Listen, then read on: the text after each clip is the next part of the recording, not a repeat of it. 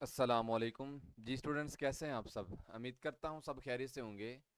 कल हमने जो टॉपिक स्टार्ट किया था, लिविंग बर्ड इन स्पेस, इसमें हमने बायोम को देखा था।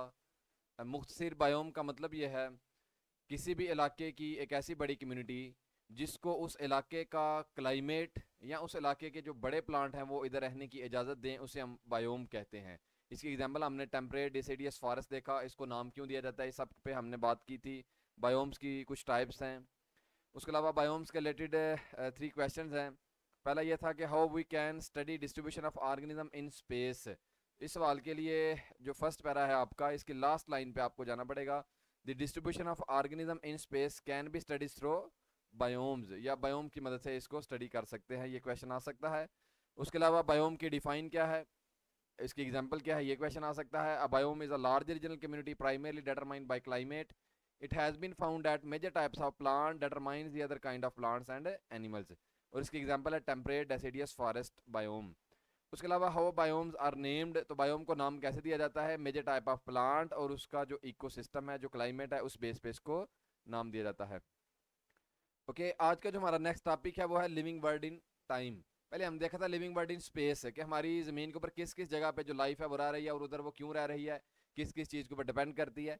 अब हमने देखना है कि हमारी ज़मीन के ऊपर जो लाइफ है ये कब से रह रही है। हम देखते हैं कि हमारी ज़मीन के ऊपर जो लाइफ आज से जो ज़मीन है वो 4.5 बिलियन ईयर अगो पहले ज़मीन बनी थी, 4.5 अरब साल पहले। और इसके ऊपर जो लाइफ आई थी वो आज से 3000 मिलियन या 3 बिलियन ईयर अगो, यानी थ्री जो है वो 1000 मिलियन मतलब 3 अरब साल पहले। आज से तकरीबन हमारी इस ज़मीन के ऊपर जिधर हम रह रहे हैं ये लाइफ कब से चल रही है इस ज़मीन के ऊपर? आज से 3 अरब साल पहले इस ज़मीन के ऊपर लाइफ आई थी। तब जब लाइफ आई थी उस वक्त अकॉर्डिंग टू साइंस ज़मीन के ऊपर सबसे पहले एक माइक्रो ऑर्गेनिज्म, एक बैक्टीरिया बना। आज हमारी ज़मीन के ऊपर आपकी बुक के मुताबिक ही 2.5 मिलियन स्पीशीज़ हैं। तो इतनी स्पीशीज़ आज ज़मीन के ऊपर जो है वो रह रही हैं।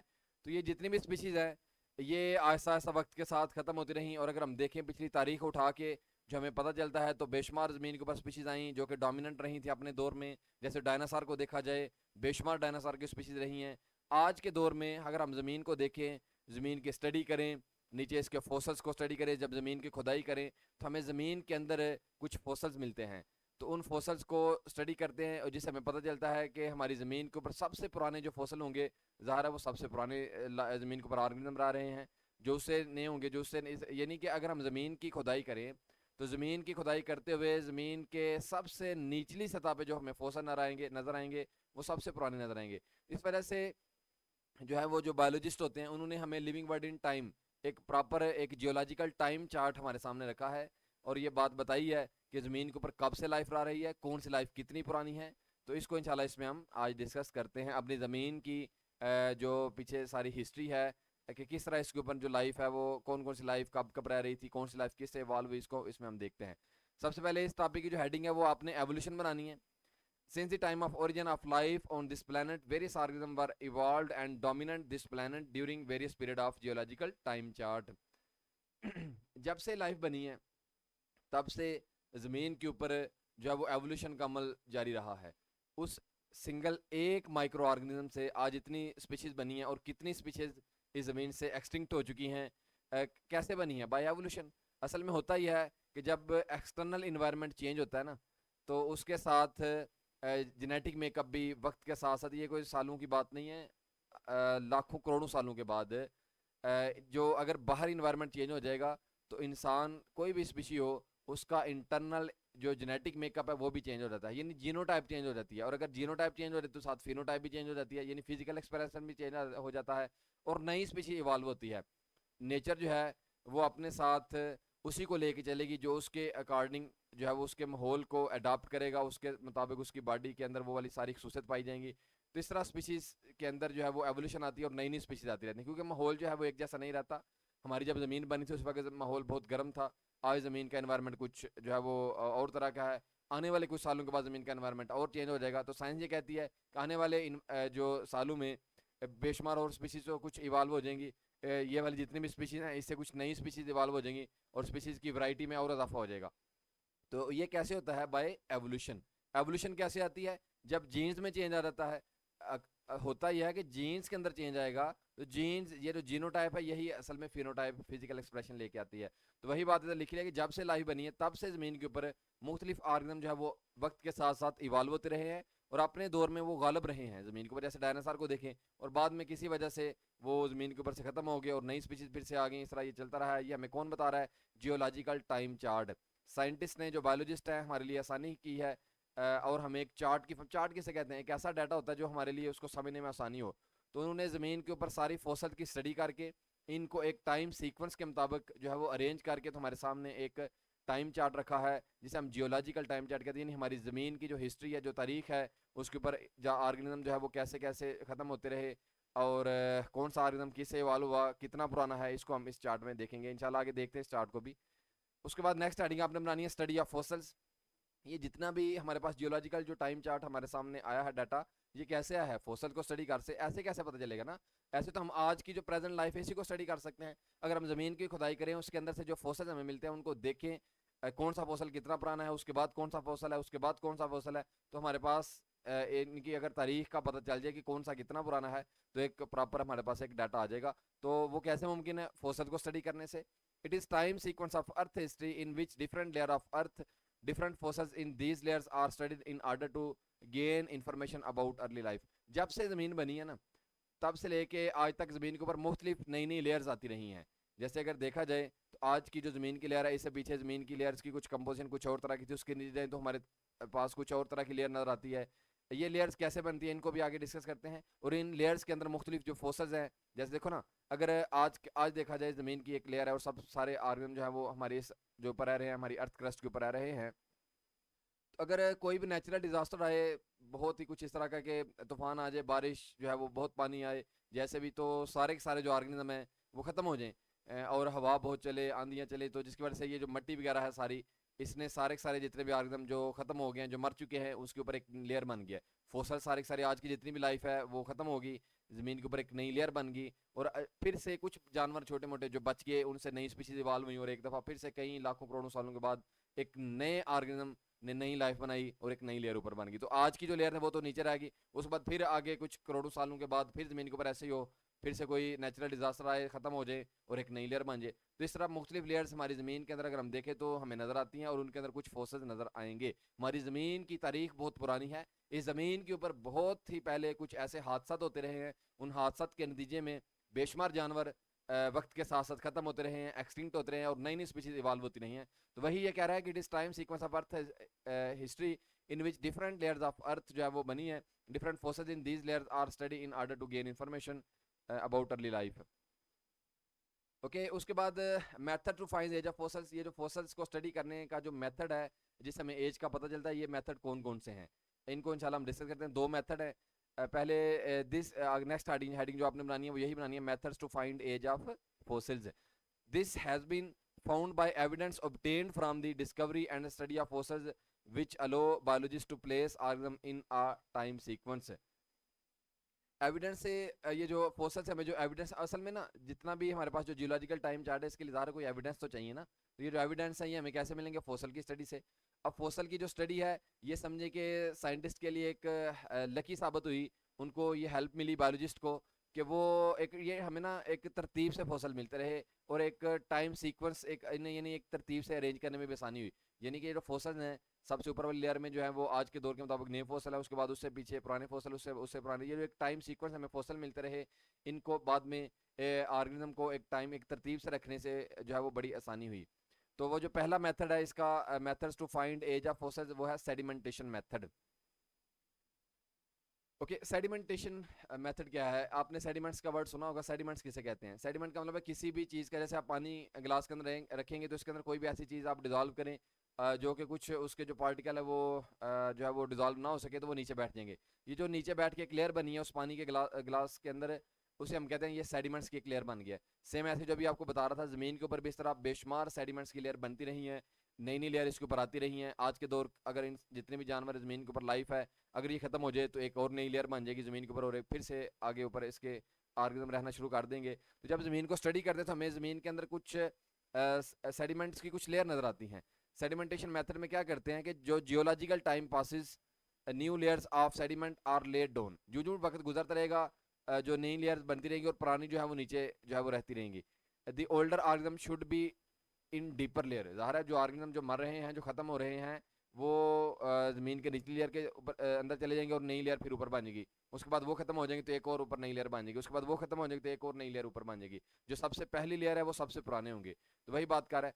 लेकिन इसके लिए जब आपको ज़मीन की खुदाई करते हैं तो आप जब पहली लेयर को जैसे देखें, आगे एक डायग्राम ये देखें, ये फोसल्स को समझने की स्टडी करते हुए ज़मीन के अंदर ये मुख्तलिफ लेयर जब इसको देखते हैं, जो इसकी रॉक्स वगैरह हैं, तो देखें तो मुख्तलिफ लेयर हमें नज़र आ रही हैं। ये असल में मुख्तलिफ लेयर नहीं हैं, ये ज़मीन के ऊपर गुजरे हुए मुख्तलिफ दौर हैं। एक लेयर समझे कि एक दौर है और ये कई लाखों करोड़ों साल तक ये ज़मीन के ऊपर रहा है। आहिस्ता आहिस्ता क्या हुआ कि समझे कि ये जो सबसे नीचे वाली जो लेयर है, ये कई लाखों करोड़ों साल ज़मीन के ऊपर ज़िंदगी गुजरी। उसके बाद ज़मीन के ऊपर जानवर आ रहे थे और फिर ख़त्म हुए, कोई नेचुरल डिजास्टर आया, उसके बाद फिर से लाइफ बनी, फिर नई लेयर आई, फिर नई लेयर आई। तो इन लेयर्स के अंदर हमें ज़मीन के अंदर फोसिल भी मिलते हैं। जैसे सबसे ऊपर वाली जो सबसे ऊपर लेयर है, उसको अगर आप देखें तो वो सबसे जो है वो नई लेयर होगी। उसके बाद नीचे जो है वो उससे नई पुरानी लेयर होगी, उसके बाद उससे पुरानी लेयर होगी। तो इससे हमें जो जितना भी जो डाटा है वो मिलता है। इसमें भी आप देख सकते हैं ज़मीन को अंदर जो है वो, यानी कि ये जो रॉक है हमारे पास, इसके ऊपर मुख्तलिफ लेयर्स हैं। तो ये मुख्तलिफ लेयर असल में ज़मीन के ऊपर मुख्तलिफ दौर गुजरे हैं। जो सबसे ऊपर होगी वो सबसे नहीं होगी, और इसके ऊपर जो हमें फोसल मिलेंगे वो आज के दौर के जो है वो पीछे जो है वो नए हमें नजर आएंगे। उसके बाद जो सबसे नीचे होंगे वो सबसे पुराने होंगे। इस तरह वक्त के साथ साथ ये इसको भी आप देख सकते हैं। ये मैं जिस जो आर्टिकल को पढ़ रहा था ना, उसमें जो जैसे मैं ये जो डायग्राम ऐड किया इधर है, तो इसमें डाटा लिखा हुआ था कि ये 30,220 30,220 लेयर हैं ये। आप सिर्फ इसको कोई 10 20 100 50 ना गिने, 30,220 लेयर हैं ये। और एक लेयर जो है वो समझे कि एक जो है वो हमारी ज़मीन के ऊपर गुजरा हुआ एक वक्त है। और इस लेयर के अंदर हमें मुख्तलिफ जो है वो फोसल नजर आएंगे, जिससे हमें पता चलता है कि कौन सा फोसल कितना पुराना है। आहिस्ता आहिस्ता इसको, लेकिन इसको स्टडी करने में बड़ा टाइम लगता है, कोई इतना आसान काम नहीं है। इसमें आप देखें इसमें जो सबसे नीचे वाली लेयर में जो ट्राइलोबाइट्स है वो ज़ाहिर वो सबसे पुराने होंगे। उसके बाद एरमाइंड फिशेज हैं वो उससे ज़रा नए होंगे, डायनासोर उससे उसके बाद आए। उसके बाद जो अर्ली हार्सिस हैं वो उसके बाद आए। और आज के सबसे ऊपर जो है वो आज के जो है वो जो है वो ऑर्गेनिज्म रह रहे हैं। लेकिन एक बात ज़रूरी है, सेडिमेंटेशन मेथड फोसल को स्टडी करने का एक मेथड ये है कि हम ज़मीन के ऊपर जो सेडिमेंट्स की लेयर हैं इसको देखते हैं कि कौन सी लेयर कितनी पुरानी है। जो लेयर जितनी पुरानी होगी उसके अंदर जो फोसल है वो ज़ाहिर है उतने पुराने होंगे। लेकिन एक बात ज़रूरी है, एक कंडीशन लगा दी है, provided the sequence of layer has not been जो है वो डिस्टर्ब्ड। यानी कि इसकी आप सब हेडिंग बना सकते हैं कंडीशन। एक कंडीशन ये है अब इसके लिए कि ये नहीं है कि उसकी जो लेयर है वही आगे पीछे हो जाए। जैसे देखो ना, इस ये जो लेयर है ज़मीन की, अगर ये लेयर ही आगे पीछे हो जाए तो अब जो सबसे जो समझने की जो मिड वाली लेयर है जो डार्क कलर में है, अगर ये किसी भी वॉल्केनोस की वजह से या कोई अर्थक्वेक की वजह से ये लेयर ऊपर आ जाए और हम ये कहें कि ये फोसल जो है वो पहले है, यानी कि ये ऑर्गेनिज्म जो है वो जो है वो अर्ली जो आज के मुताबिक अगर देखा जाए ये ऑर्गेनिज्म जो है वो कम वक्त हुआ है इन्हें ख़त्म हुए, और जो नीचे वाले हैं वो ज़्यादा वक्त। लेकिन ऐसा तो मुमकिन नहीं है क्योंकि लेयर ऊपर आ गई है। तो ये हमारे पास एक इतना अच्छा मेथड नहीं है। इसके लिए एक और मेथड है, उसे हम कहते हैं रेडियो एक्टिव मेथड। क्योंकि जो पहला सेडिमेंटेशन लेयर वाला जो मेथड है वो ठीक है अगर तो लेयर डिस्टर्ब नहीं हुई और वाकई ही एक लाइफ जो खत्म हुई है उसके बाद ऊपर नई लेयर, उसके बाद तीसरी लेयर, चौथी लेयर, पांचवी, इस तरह हज़ारों लेयर बनती रही हैं। तो मुख्तलिफ दौर गुजरे हैं, तो ये तरतीब अगर इनकी चेंज नहीं, क्योंकि ऐसा होता है ना कई दफ़ा किसी इलाके में जब इसको स्टडी किया जाता है तो उधर जो लेयर्स के अंदर जो फोर्सेज हैं वो कुछ और मिलते हैं, दूसरी लेयर में कई दफ़ा फोर्सेज कुछ और मिलते हैं। तो साइंटिस्ट इस बात पे कन्फ्यूज होते हैं और वो कहते हैं कि शायद कुछ लेयर्स और वाकई कुछ ऐसे एविडेंस मिलते हैं कि लेयर्स जो है वो डिस्टर्ब हुई हैं। तो ये फिर इतना अच्छा मेथड नहीं है। उसके बाद एक और मेथड है रेडियो एक्टिव मेथड। ये बड़ा ज़बरदस्त मेथड है और इससे सिर्फ यही नहीं पता चलता कि कौन सा फोसल कितना पुराना है, उन फोसल्स की एग्जैक्ट एज भी पता चल जाती है इस मेथड से, रेडियो एक्टिव मेथड से। तो in addition it is possible to date age rocks, यानी उससे प्रॉपर उनकी एज जो है वो भी रॉक्स की by comparing the amount of certain radio active isotope they contain. यानी उस जो भी हमें जो लेयर मिली है उसके अंदर या कोई फोसल मिला है, रॉक को मिली है या कोई उसके अंदर जो फोसल हमें मिला है, तो उसके अंदर रेडियो एक्टिव एलिमेंट्स कितने रह गए हैं उसे हम अंदाज़ा लगा लेते हैं कि ये जो लाइफ है, ये जो हमें फोसल मिला है, ये जो रॉक का जो पार्ट है ये कितना पुराना है। एग्जैक्ट एज करते हैं इस पर बात, कैसे पता चलता है। जो ओल्डर सेडिमेंट्स लेयर होगी, ज़ाहिर है जो जितनी पुरानी होगी उसके अंदर जो रेडियो एक्टिव आइसोटोप है वो सब कम होंगे, और जो जंगर होगी उसके अंदर ज़्यादा होंगे। जो जितनी लेयर पुरानी होगी, जैसे आप नीचे देखें, अगर हमने इसी में देख लें आप, जो ट्राइलोबाइट्स हैं इसमें जो रेडियो एक्टिव एलिमेंट्स हैं इनकी बॉडी में वो सबसे कम होंगे। जो एरमाइन फिश हैं उसमें उससे ज़्यादा होंगे, जो डायनासोर है उसमें उससे ज़्यादा होंगे, जो अर्ली हार्स है उसमें उससे ज़्यादा होंगे। जिस फॉसल के अंदर जो है वो जो रेडियो एक्टिव आइसोटोप हैं वो ज़्यादा होंगे, इसे हम कह सकते हैं कि वो जो है वो इतने पुराने नहीं हैं, उनको अभी ख़त्म हुए जो है वो कम वक्त ही गुजरा है। तो अगर आप देखें, अगर ट्राइलोबाइट्स जो हैं जिनके अंदर रेडियो एक्टिव आइसोटोप जो है वो सबसे कम है इसकी बॉडी के अंदर, इसके फोसल्स के अंदर, और अगर यही जो है वो लेयर जो है वो डिस्टर्ब होकर डायनासोर की जगह पे आ जाए और डायनासोर नीचे चला जाए तो बेशक लेयर डिस्टर्ब हो गया। लेकिन अगर ट्राइलोबाइट्स के अंदर रेडियो एक्टिव एलिमेंट्स की तादाद कम है और डायनासोर वाले जो फोसल्स हमें फोर्थ लेयर पे मिला है इसके अंदर ज़्यादा है, तो हम यही कहेंगे कि ट्राइलोबाइट्स पुराने हैं, ये लेयर डिस्टर्ब हुई है। इससे हमें ये पता चलता है। अब सवाल ये है कि रेडियो एक्टिव एलिमेंट्स क्या हैं, इससे हमें एज का पता कैसे चलता है, तो इसको अभी हम देखते हैं। एक मेथड कार्बन डेटिंग जो कि अक्सर यूज़ किया जाता है, सबसे कॉमन है, इसको हम समझते हैं। इससे हमें उसके बाद आपके जो सवाल होंगे उसको भी थोड़ा सा मैं एक्सप्लेन करने की कोशिश करूँगा कि ताकि मज़ीद इसको क्लियर हो जाए। कार्बन डेटिंग ऑफ फोसल नाम बता रहा है कि वो जो हमें फोसल मिला है ना उसमें हमने कार्बन की डेट देखनी है। हर फोसल के अंदर, हर लिविंग ऑर्गेनिज्म के अंदर कार्बन ज़रूर पाई जाएगी। वो जो कार्बन है उसकी डेट हमने देखनी है, वो कार्बन कितनी पुरानी है। कार्बन की डेट हमने फाइंड करनी है। अब ये सवाल फिर आगे कार्बन की डेट कैसे पता चलेंगे, तो इस पर हम बात करते हैं। तो कार्बन डेटिंग मेथड इसे कहते हैं, यानी कार्बन की डेट से ही हमें उस हड्डी, कोई भी हमें हड्डी मिली है, कोई बोन हमें मिला है कोई भी, तो उसको हम देखेंगे कि उसके अंदर कार्बन कितनी पुरानी है। कार्बन की डेट का पता चल गया तो उस ऑर्गेनिज्म का हमें पता चल जाएगा वो हड्डी जो है वो कितनी पुरानी है। तो कार्बन डेटिंग मेथड में अब हमारे पास जो कार्बन है ना, कार्बन के वैसे होते हैं तीन जो है वो आइसोटोप हैं। कार्बन के 3 आइसोटोप होते हैं। कार्बन के 3 आइसोटोप में कार्बन 12, कार्बन 13 और carbon 14। Carbon 12, carbon 13 and carbon 14। ये जो कार्बन 12 है और जो कार्बन 13 है ये हमारे पास स्टेबल है, और जो कार्बन 14 होता है ना ये अनस्टेबल है। इस पे बात करते हैं स्टेबल और अनस्टेबल क्यों है।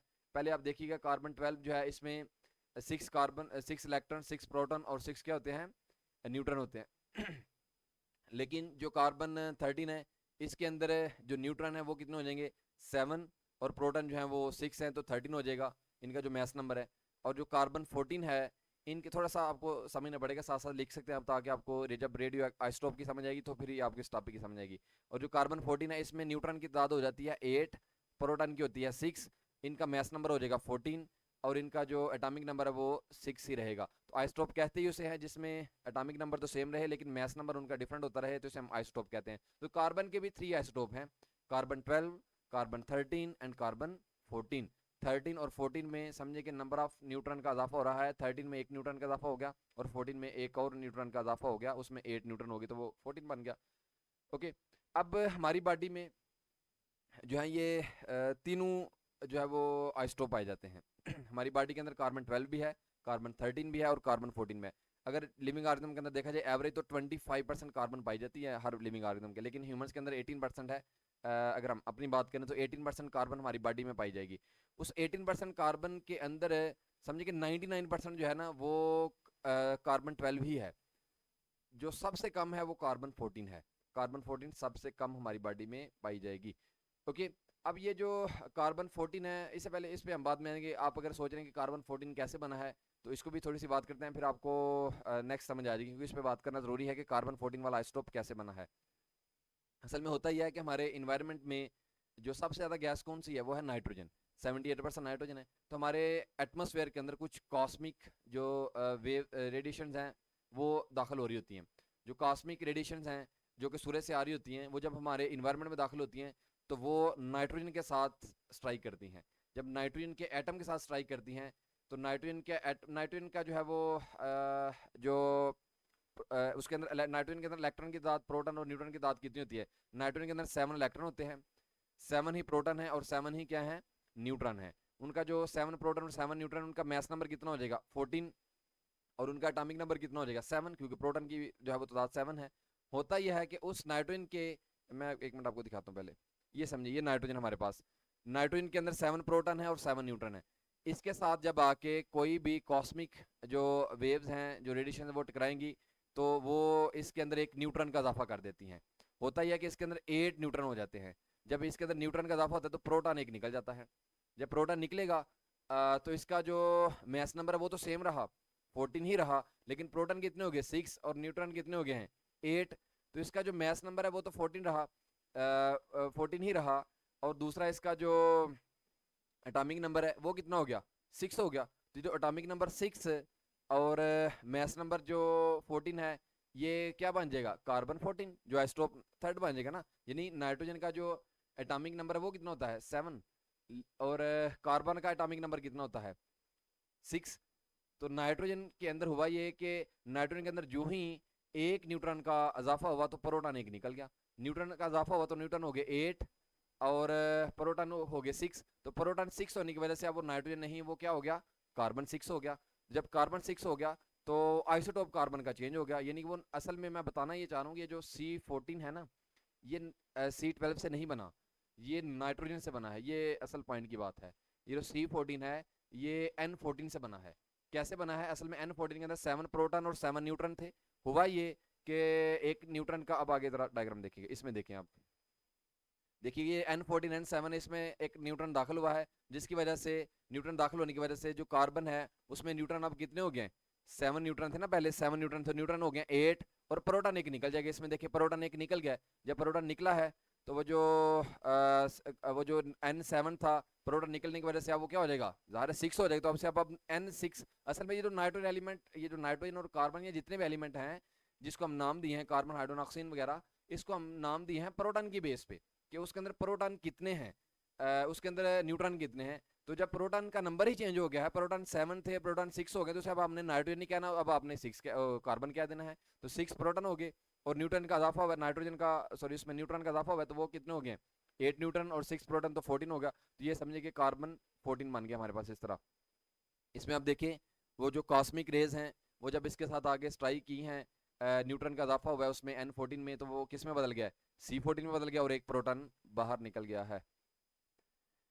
ओके, अब ये इस तरह, ये जितनी भी हमारे पास जो कार्बन थी वो C14 है, C13 है, या C12 वाली है जो सबसे ज़्यादा पाई जाएगी। इन्वायरमेंट के अंदर भी C12 ही सबसे ज़्यादा है। तो ये C कार्बन जो है ऑक्सीजन के साथ मिलेगी और CO2 बन जाएगी। अब ये जो CO2 है वो कार्बन 14 वाली भी, उसके वो जो CO2 है उसमें सबसे ज़्यादा जो कार्बन है वो ज़ाहिर है 12 वाली ही होगी।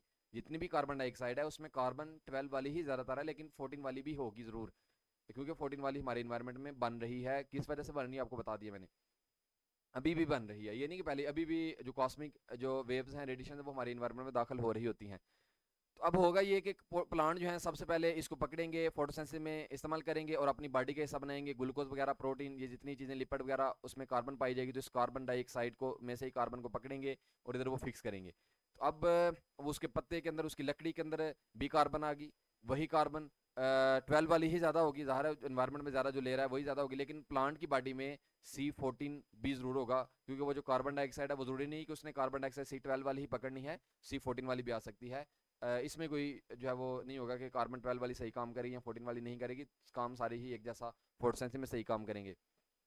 वो जो C14 वाली कार्बन है वो प्लांट का हिस्सा बन गई, उसको किसी हर्बीवोर्स ने खाया तो उसकी बॉडी में C14 चलेगी। हर्बीवोर्स से को किसी ने किसी कार्निवोर्स ने खाया, उसकी बजाय ओमनीवोर्स जो हम लोग हैं, हमारी बॉडी में भी। तो मैं बताना ये चाह रहा हूँ कि हमारी बॉडी में, जो पहले मैंने बात की थी कि मेरी बॉडी में जो 18% कार्बन डाइऑक्साइड जो कार्बन है 18% है, उसमें C12 ज़्यादा मकदार में है। वो C12 मेरे पास कैसे आई, ज़ाहिर मैं भी सबसे पहले छोटे जो है वो एक ऑर्गेनिज्म था, एक जाइगोट की फॉर्म में हर लाइफ होती है। उसके बाद उसके जो है वो आस्ता आस्ता लाइफ जो है वो बड़ी हो रही है, सेल में इजाफा हो रहा है। तो वो जो सेल में इजाफा हो रहा है वो खाना खाने से हो रहा है, खाना जो खा रहा है वो प्लांट से आ रहा है, प्लांट जो है वो कार्बन को फिक्स कर रहे हैं। तो असल में मैं खाना नहीं खा रहा, मैं कुछ कार्बन, हाइड्रोजन, ऑक्सीजन, नाइट्रोजन कुछ एलिमेंट्स ही खा रहा होता हूँ। तो ये जो कार्बन अगर मैं C14 वाली ले रहा हूँ, C12 वाली ले रहा हूँ, तो वो मेरी बॉडी के अंदर फिक्स होती जा रही है। मेरी बॉडी की एक बिल्डिंग ब्लॉक है, चैप्टर 12 में डिटेल में डिस्कस करेंगे इसको, सॉरी चैप्टर 2 में, जो कार्बन वाले टॉपिक को। तो इसका मतलब मेरी बॉडी में कार्बन है भाई, और वो जो कार्बन है वो 14 भी मेरी बॉडी में है। ओके, अब होगा ये, अब ठीक है, बस आ रहे हैं हम असल टॉपिक की तरफ। अब जैसे ये देखें ना, इसमें ये जो आइसोटोप 12 है, 13 है, 14 है, इसमें देखो बस न्यूट्रॉन का इजाफा हो रहा है, न्यूट्रॉन 8 हो गए हैं। अब आइसोटोप ऑफ कार्बन के 3 आइसोटोप हैं। न्यूट्रॉन जो हम 14 वाले, क्योंकि ये जो पहले दो हैं ये स्टेबल हैं, जो 14 है ये अनस्टेबल होता है। 14 अनस्टेबल क्यों है, अब इस पे आ रहे हैं हम असल टॉपिक की तरफ आ रहे हैं कि अब हम डेट से कैसे पता चलता है। बस थोड़ा सा अब आपको असल में टाइम थोड़ा मैंने ले लिया शायद, अभी मैं कुछ बातों को स्किप किया है। अगर आपका सवाल होगा तो आप ज़रूर इस पे पूछें, ज़रूर पूछिएगा इसमें। कार्बन 14 जो है ये अनस्टेबल क्यों है। असल में होता यह है कि अब इसके पास न्यूट्रॉन का इजाफा हो रहा है। ये ऐसे ही है जैसे आप किसी भी एक बच्चे को या जो है वो किसी ने बुक्स उठाई हुई हैं, और अगर उसके ऊपर बुक्स का इजाफा होता जा रहा है तो वो ज़ाहिर है लोड बढ़ने की वजह से वो अनस्टेबल हो जाएगा। लेकिन ये दिखने में अनस्टेबल लग नहीं रहा। एक minute please, I think so battery low होगी है।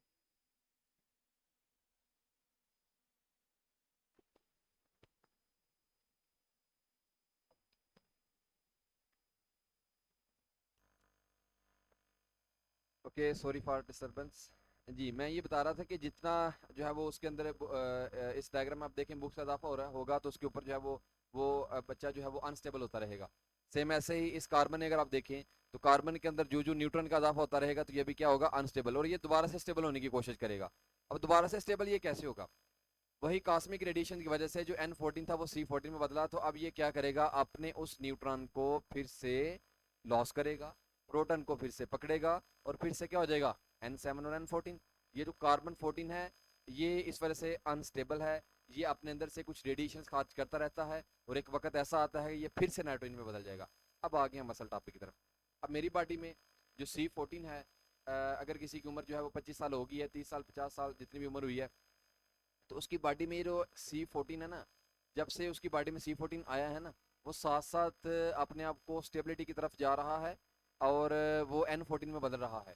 लेकिन है ये होता ही है कि अगर वो 25 साल का है, वो 30 साल का है, वो 50 साल का है, उसमें जो C14 है वो होगी 100% ही, क्योंकि जितनी C14 फिर से N14 में बनी है ना, वो दोबारा उतनी बार से वो फिर से ले लेगा। ज़ाहिर है वो खाना खा रहा है, उसके अंदर फिर से C14 आ रही है, तो जो N14 में कन्वर्ट हुई है वो फिर से जो है वो C14 नहीं आ जाएगी उसकी जगह पे। तो जब तक वो जिंदा है तब तक तो C14 100% है उसकी बॉडी में। कम जरूर हो रही है, इसका मतलब ये नहीं वो रेडियो एक्टिव एलिमेंट है। वो ये नहीं देखेगा कि मरने के बाद ही उसने जो है वो रेडिएशन खारिज करनी है, वो साथ साथ भी कर रहा होता है। लेकिन होगा ये कि उसके अंदर जो कम होगी ना वो दोबारा से बाहर से फिर वो ले लेगा। लेकिन अगर कोई ऑर्गेनिज्म खत्म हो गया, डेड हो गया, मर गया है, जमीन के अंदर चला गया है, तो अब उसमें नई कार्बन तो आ नहीं रही, तो अब जो C14 कम होगी वो अब उसकी जगह पे नई नहीं आएगी। अब हमने देखना ही है कि हमें ज़मीन के अंदर से कोई भी जो फसल मिलता है ना, कोई भी जो हड्डी है, ज़ाहिर है उसमें C14 भी ज़रूर थी। वो जो C14 उसके अंदर थी, वो C14 समझने के लिए आप अंदाज़ा लगाएं कि जब वो जिंदा था तो उसके अंदर वो जो C14 थी ना उस हड्डी के अंदर, वो होती है 100 ग्राम, आप लगा लें 100 ग्राम। वो जो 100 ग्राम है, तो अगर उसके अंदर हमने जब उस हड्डी को देखा है, कोई भी पुरानी हड्डी मिली है, तो उसके अंदर वो हो गया 50, यानी कि 50 ग्राम हो गया। वो जो C14 है, ज़ाहिर है वो नहीं तो अब आ नहीं रही, तो अब क्या हो गया, 50 ग्राम हो गया। तो इसे हम कहते हैं ये इस C14 का एक हाफ लाइफ मुकम्मल हो गया, यानी कि इसकी आधी जो कार्बन C14 थी वो N14 में बदल गई है। तो अब ये इसको आधा होने में कितना टाइम लगता है, ये प्रॉपर एक बाकायदा फार्मूलाज हैं, इसके कुछ लॉग वगैरह लेके इसके ऊपर अलग से लेक्चर लिया जा सकता है, लेकिन अभी हमें सिर्फ नहीं, बस अभी आपने देखना है कि जो C14 है इसकी जो हाफ लाइफ है वो होती है 5730 साल। जो कार्बन 14 है इसे आधा होने में कितना टाइम लगता है, 5730 साल। अगर तो उस हड्डी में कार्बन जो है वो 50% यानी कि 50 ग्राम रह गई है, और अगर 100 ग्राम जिंदा में होती है तो 50 रह गई है उस हड्डी में, तो हमें ये पता चलेगा कि इस ऑर्गेनिज्म को मरे हुए कितने साल हो गए, 5730 साल हो गए इस ऑर्गेनिज्म को मरे हुए। और अगर उसके अंदर वो जो 50% रह गई है उसका भी एक और हाफ गुजर गया, और 25 हो गई है, कार्बन जो है वो 25 रह गया है, और जो नाइट्रोजन है वो 75 हो गया है, समझे 2 हाफ लाइफ गुजर गए हैं। तो अब उसे 5000 जो है वो आप 6000 समझ लो, 12000 साल हो गए उसको खत्म हो गए। उसके बाद अगर एक और हाफ 12.5 हो गई है, और दूसरे से जो वो 70 प्लस हो गई है, तो आप ये कह सकते हैं कि उसको जो है वो 3 हाफ लाइफ इसके गुजर गए हैं, यानी कि वो समझे कि 18 साल जो है वो उसको, यानी कि 18,000 साल उसको हो गए हैं। आगे जरा समझ दे इसको, आपको समझ आ जाएगी। जैसे देखिएगा ये इसमें कोई भी जो लिविंग ऑर्गेनिज्म है अभी वो जिंदा है तो उसके अंदर 100 ग्राम कार्बन है, 14 है, और अगर वो ख़त्म हो गया मरने के बाद, अगर उसके अंदर अब वो नहीं तो आएगी नहीं, तो वो आस्ता आस्ता ख़त्म हो रही है, तो 50 ग्राम कार्बन और 50 ग्राम नाइट्रोजन अब उसकी बॉडी में आ गया। तो ये जो एक हाफ लाइफ गुजरने में 5730 साल वैसे लगते हैं, लेकिन 5700 लिखे आप इसको देख लें ऐसे ही। उसके बाद 50 ग्राम से दोबारा से 25 ग्राम होने में फिर से एक हाफ लाइफ, फिर से इतना साल लगेगा, फिर से उसे 12.5 होने में फिर से एक हाफ लाइफ। नीचे भी आप देख सकते हैं इसको, पहली जो है वो वाइट वाला जो है वो 100% इसमें कार्बन है। उसके बाद जो ही इसको ग्रीन हो रहा है 1 हाफ लाइफ गुजर गई है, उसके बाद 2 हाफ लाइफ गुजर गई हैं, यानी कि अब 25% रह गया, उसके बाद 12.5 रह गया। तीसरा नज़र आ रहा है को सड्डी के अंदर। देखना यह है हमें जो फसल मिल रहा है उसके अंदर जो रेडियो एक्टिव एलिमेंट कार्बन जो है वो कितना, जिसके अंदर अब देखो ना, ऐसे वो जो पहले बात लिखी हुई थी कि जिस हड्डी के अंदर कार्बन 14 जो है रेडियो एक्टिव एलिमेंट जितना ज़्यादा होगा वो उतनी नहीं होगी, और जिसके अंदर जितना कम होगा, जैसे देखिए इसमें जो थर्ड नंबर पे है आफ्टर 3 हाफ लाइफ, इसमें जो है वो 12.5% रह गई है। यानी कि आप कह सकते हैं कि 12.5%, यानी कि इसको, और जो नाइट्रोजन है वो कितनी है, वो 75 प्लस जितनी भी बनेगी, 77 जितनी भी वो रह गई है उसको, सॉरी इसको आपने देख लेना जितनी भी बनेगी। तो ये जो इससे हमें अभी देखो ना, इससे हमें ये जो समझो कि ये आप चलो आगे आगे ज़रा चलते हैं, पहले इसको इस डायग्राम को देखिएगा, ये ज़रा देख लें। इसमें इसमें हमें ना कोई भी वुड ज़मीन के अंदर कोई लकड़ी मिली है, तो इसके अंदर जो सबसे ये जो नई लकड़ी है, ये जो सबसे पहली लकड़ी, इसके अंदर 100% कार्बन है, कार्बन 14 क्या है, 100% है। तो इसको समझे कि अभी बिल्कुल ये अभी नई वुड है, अभी इसे समझे ख़त्म हुए, अभी बिल्कुल फ्रेश फ्रेश ये ख़त्म हुई है, अभी इसके अंदर रेडियो एक्टिव आइसोटोप जो है अब ख़त्म होना शुरू हो गए हैं। अगर हमें कोई ऐसी वुड मिली है जिसके अंदर हमें 50% जो है वो कार्बन 14 रह गए हैं और 50% नाइट्रोजन बन गए हैं, तो उसे 5730 साल हो गए।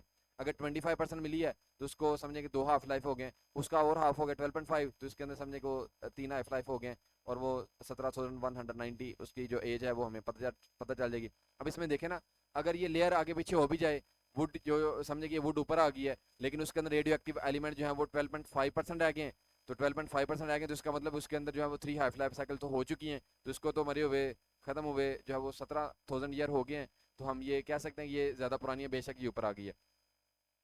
इसमें भी आप देख सकते हैं, इस डायग्राम में भी, इस ये जो हमारे पास एक जो है वो ग्राफ बना हुआ है, जो सबसे पहला है इसमें जो कार्बन है वो 100% है, उसके बाद जो कार्बन है वो 50 पे आ रही है, यानी कि बाकी एन जो है वो N14 में कन्वर्ट हो रहा है, N14 है। उसके बाद आगे देखें वो 12.5 हो गया है, उसके बाद और कम हो रहा है, तीसरा वक्त के साथ साथ जो है वो इसमें भी आप देख सकते हैं 100 ग्राम 10 ग्राम कार्बन है। उसके बाद 5 ग्राम हो गया 50%, यानी कि उसका हाफ लाइफ हो गया है। उसके बाद एक और हाफ लाइफ है वो 2.5 और हाफ हो गया, फिर 1.25 और हाफ हो गया, इस तरह ये चलता रहता है। इसमें भी आप देख सकते हैं ये जो फर्स्ट हाफ लाइफ है 5 जो है 1730 है, उसके बाद सेकंड हाफ लाइफ, उसके बाद third half life, fourth fifth six, maximum जो है वो 10 से 12 हाफ लाइफ कार्बन की जो है वो जो है वो डिटरमाइन की जा सकती है, जिसका अंदाज़ा लगाया जा सकता है।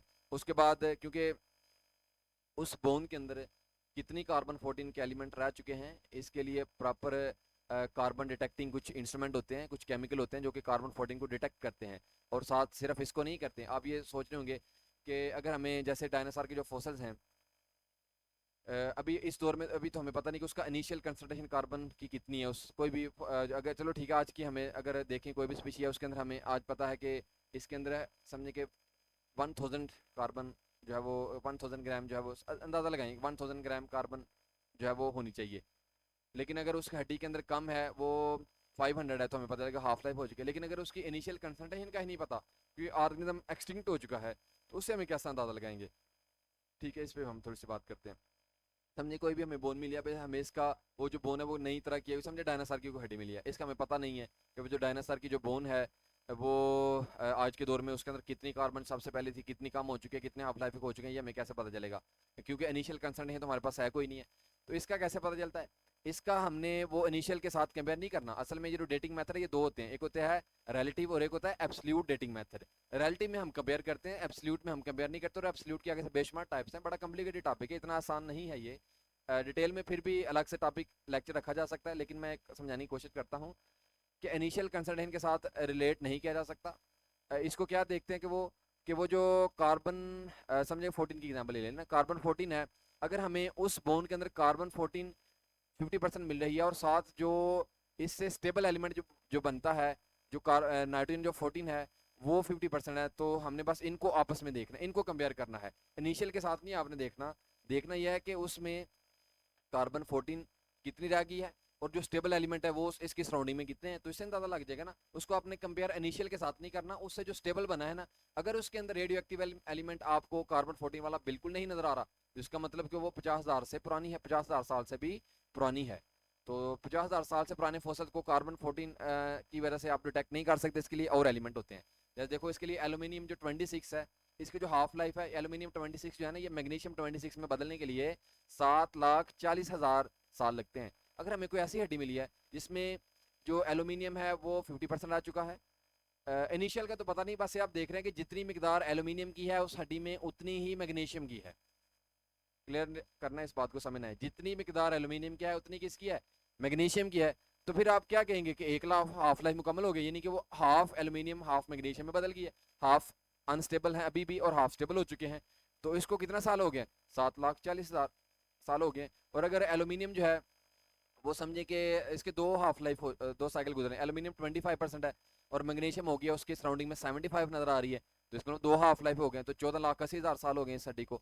तो इससे आप अंदाजा लगा सकते हैं। इससे पुराना आयोडीन, इसकी हाफ लाइफ जो है वो जीनॉन 129 में बदलने के लिए 17 मिलियन लगते हैं, तो इससे आप अंदाजा लगा सकते हैं। अगर आयोडीन सिर्फ बोन से नहीं, आप कहेंगे सर हर हड्डी में ज़रूरी नहीं कि यूरेनियम पाया जाए, पोटेशियम पाया जाए, बिल्कुल नहीं पाया जाएगा। तो जैसे डायनासोर के अगर हमें फॉसल, तो अगर उसमें कोई भी ऐसा एलिमेंट हमें नहीं नज़र आ रहा, तो ज़रूरी नहीं कि सिर्फ उस फॉसल से ये अंदाज़ा लगाएं, उसकी सराउंडिंग में जो राख होती है ना, वो जो लेयर है, उस लेयर के अंदर ये एलिमेंट्स पाए जाएंगे। अगर उस लेयर में यूरेनियम जो है वो 235 और लेड 207 जो है वो इसको आपस में कंपेयर कर दिया जाता है कि अगर वो 50-50% है तो समझे 704 मिलियन साल हो गए इस लेयर को, तो उस लेयर से उस फॉसल का भी अंदाज़ा लगाया जा सकता है। रुबिडियम जो है वो 87, इसे स्ट्रोंशियम 87 में बदलने के लिए 49 बिलियन ईयर लगते हैं। तो आई थिंक सो आपको कुछ बातें क्लियर हुई होंगी। बाकी ये जो जियोलॉजिकल टाइम चार्ट है इसे हम नेक्स्ट में डिस्कस करते हैं। इसके रिलेटेड अगर आपका कोई सवाल हुआ तो आपने ज़रूर पूछना है। ओके, अल्लाह हाफिज़, थैंक यू।